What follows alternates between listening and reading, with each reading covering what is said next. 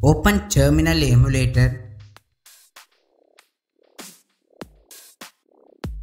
Type su root and enter your password.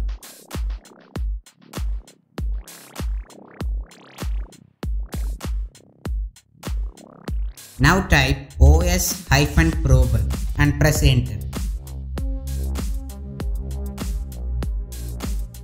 Check out this video. Type nano space /etc/default/grub and press enter.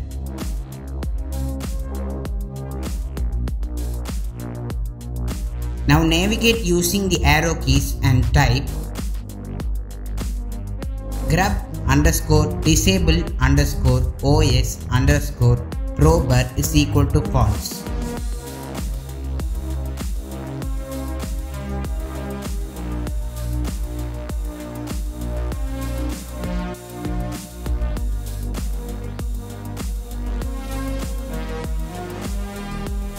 Press Ctrl and O simultaneously on your keyboard and press enter.